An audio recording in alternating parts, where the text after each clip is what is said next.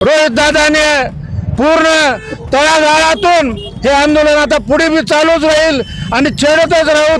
तुम्ही आश्वासन देऊन सत्तेत आलात. आम्ही भोळे भाळे लोकांनी सर्वांनी तुम्हाला खरंच तुम्ही चांगलं करताल का की काय हे समजून तुम्हाला सत्तेत बसवलं, परंतु घोर निराशा आहे. त्या आंदोलनाला खरं तर यश आलेलं आहे आणि याची दखल घेऊन महाराष्ट्र शासनाने सर्व जाचकाठी काढून शेतकऱ्याला कर्ज माफ केलेली आहे. शासनाला तर झुकावंच लागलं. ह्यावरून आपल्याला लक्षात येईल की माफी जी केली आहे, GR काढलेला आहे, त्या अनुषंगाने रोहित पवारच्या आंदोलनामुळे यश आल्यामुळेच काढलेलं आहे. अतिशय सक्षमपणानं आपली बाजू मांडून शांततेच्या माध्यमातून आंदोलन करून ज्या पवित्र भूमीमध्ये ह्या कार्याची सुरुवात केली त्या कार्याला अतिशय घवघवीत असं यश या ठिकाणी पक्षाला रोहितदादाच्या माध्यमातून मिळालेलं आहे. महाराष्ट्रातील शेतकऱ्यांची कर्जमाफी व्हावी यासाठी आमदार रोहित पवारांनी सातत्य प्रयत्न केले आणि त्यांच्या प्रयत्नाला आज यश आले असे म्हणत राष्ट्रवादी काँग्रेस लातूर जिल्ह्याच्या वतीने पेढे वाटून फटाके फोडून जल्लोष साजरा करण्यात आलेला आहे. काय त्यांची मागण्या होते आणि शासनानं काय त्यांची मागण्या पूर्ण केलेल्या आहे जाणून घेण्यासाठी माझ्यासोबत राष्ट्रवादीचे पदाधिकारी आहेत. काय सांगाल, कशा पद्धतीचे तुमच्या मागण्या होत्या आणि काय सरकारनं आश्वासन दिलेलं आहे? नाही, शेतकऱ्याच्या कर्जमाफीसाठी महाराष्ट्र शासनाने जे काही जाचकाठी घातल्या होत्या त्या जाचकाठी रद्द कराव्या यासाठी युवा नेते आमदार रोहितदादा पवार यांनी पंढरपूरमध्ये जे आंदोलन उभं केलं होतं, त्याचबरोबर संभाजीनगरमध्ये जे आंदोलन उभं केलं होतं, त्या आंदोलनाला खरं तर यश आलेलं आहे आणि याची दखल घेऊन महाराष्ट्र शासनाने सर्व जाचकाठी काढून शेतकऱ्याला कर्जमाफी केलेली आहे. त्या संदर्भात आम्ही आज राष्ट्रवादी युवक काँग्रेसचे जिल्हाध्यक्ष भरत सूर्यवंशी यांच्या नेतृत्वाखाली आज मिठाई वाटण्याचा कार्यक्रम औशामध्ये घेत आहोत. काय वाटतं, हे जी कर्जमाफी झालेली आहे कशा पद्धतीची कर्जमाफी असणार आहे आणि यामध्ये किती शेतकऱ्यांचा समावेश असणार आहे? सर, जे शेतकऱ्याला 2016-19च्या अनुषंगाने ज्या अटी घातल्या, जाचकाठी घातल्या होत्या, आमदार रोहित पवार यांनी पंढरपूर येथे उपोषण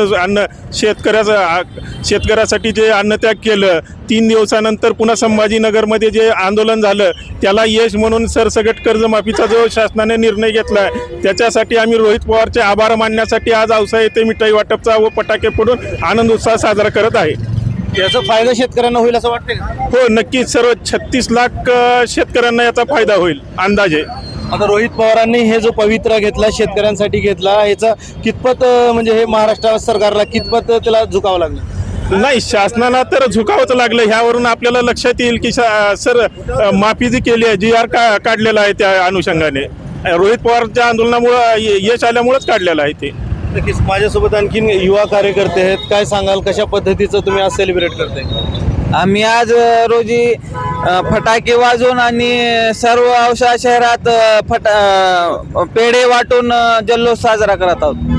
नक्कीच. फटाके वाजवून पेढे वाटप करून हे सगळं आंदोलन सध्या म्हणजे जल्लोष इथं साजरा करत आहे. आता राष्ट्रवादीचे ज्येष्ठ नेते म्हणून आहेत. हे सगळ्या ज्या गोष्टी होते अगोदरच्या सरकारमध्ये जी कर्जमाफी होती आणि या सरकारमध्ये जी कर्जमाफी झालेली आहे यामध्ये कसं पाहते? युती शासनाने इलेक्शनमध्ये जवळपास 5-50 आश्वासन देऊन सत्तेमध्ये आले. खरं तर यांना लाज वाटायला पाहिजे. इतके वेळ घातले याने. तुम्ही दिलेल्या आश्वासनापैकी 50 आश्वासनापैकी एक आश्वासन हे पूर्ण केलेलं आहे. ते बी रोहित पवार साहेब यांनी पंढरपूरमध्ये आमरण उपोषण केलं. संभाजीनगरमध्ये जाऊन त्यांनी महामोर्चा काढला, पूर्ण जिल्हे फिरले आणि त्यांना मंजूर करण्यासाठी आणि कर्ज माफ करण्यासाठी भाग पाडले. म्हणून रोहितदादांचा आम्ही आभार मानतो. परंतु अजून एक शेतकऱ्यासाठी मोठं अजून एक काम राहिलेलं आहे. ते रोहितदादा सांगत आमचे पक्षाच्या बैठकीमध्ये आमचा निर्णय झालेला आहे की ह्याच्यानंतरचं आमचं आंदोलन वीजसाठी राहील. MSBचे कर्ज माफ जसं सांगितलं होतं आश्वासन होतं, तसंच एक मोठं त्यांचं अजून एक आश्वासन होतं की शेतकऱ्याची वीज बिल अजिबात महाराष्ट्रात घेतली जाणार नाही, माफ राहील, कोणी शेतकऱ्याने वीज बिल भरायचं नाही असे अजितदादाजीने आणि देवेंद्र फडणवीस साहेबांनी आश्वासन दिले होते. असे अनेक आश्वासन आहेत. आम्ही ते पूर्ण आश्वासन पूर्ण करून घेतल्याशिवाय यांना सोडणार नाही. रोहित दादाने पूर्ण तळागाळातून हे आंदोलन आता पुढे बी चालूच राहील आणि छेडतच राहू. तुम्ही आश्वासन देऊन सत्तेत आलात.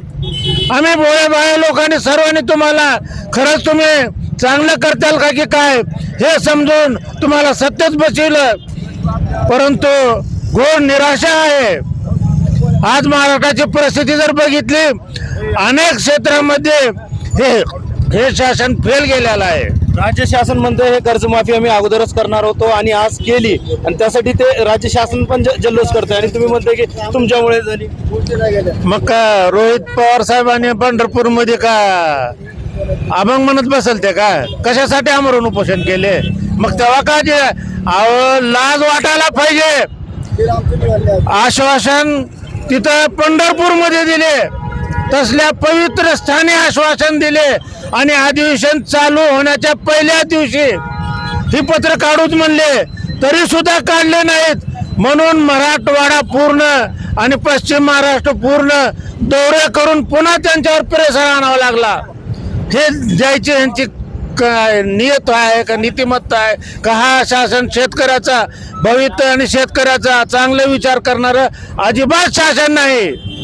एकीकडे तुम्ही राष्ट्रवादी शरद पवार यांचं पण तुम्ही राजकारण बघितलंय, ते पण महाराष्ट्राचे मुख्यमंत्री होते आणि आज राज्याचे देवेंद्र फडणवीस मुख्यमंत्री आहे. त्यांच्या काळामध्ये आणि या काळामध्ये काय फरक दिसतो? त्याचं एक लहानसारखं उदाहरण देतो मी. अतिवृष्टी झाली होती आणि उजनीला शरदचंद्रजी पवार कृषी मंत्री असताना दौरा केला होता.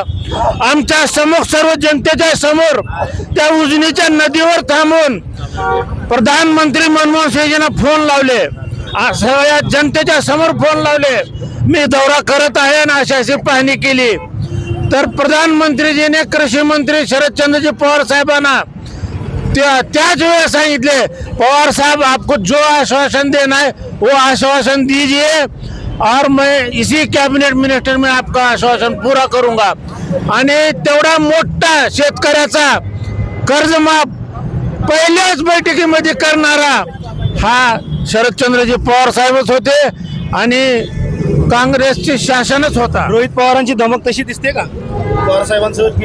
अजिबात आहे, 100% आहे. कसल्याच प्रकारचं शंका व्यक्त करायची गरज नाही, बिलकुल आहे. आणि विरोधक काय बी कसल्या बी प्रकारचे अफवाजी पसरू लागल्यात, आम्हाला तर 100% गॅरंटी आहे, पूर्ण भरोसा आहे रोहित दादावर. आम्ही रोहित दादाला पुढचं भविष्य महाराष्ट्रासाठी मानतो. नक्कीच. माझ्यासोबत आणखीन पदाधिकारी आहेत, काय म्हणतात कशा पद्धतीचं सेलिब्रेशन होतं? आज औसा शहरामध्ये आम्ही फटाके फोडून पेढे वाटून आज हा आनंद उत्सव आमच्या पक्षाच्या वतीने साजरा करत आहोत.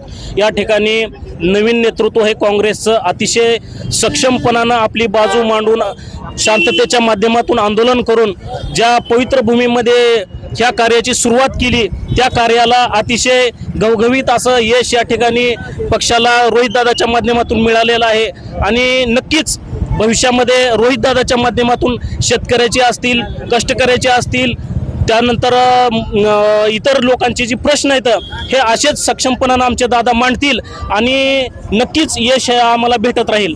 नक्कीच. आज औसा येथे राष्ट्रवादी काँग्रेसचे जिल्हाध्यक्ष भरत सूर्यवंशी यांच्या नेतृत्वाखाली हे पेढे वाटून फटाके वाजून जल्लोष साजरा करण्यात आलेला आहे. आणि शेतकऱ्यांचे जे प्रश्न मार्गी लागलेले आहेत, रोहित पवारांचाही इथं आभार व्यक्त करण्यात आला आणि शेतकऱ्यांना पेढे वाटून हे जल्लोष येथे साजरा करण्यात आला आहे. आसिफ पटेल, टाइम्स नाव मराठी, औसा, लातूर.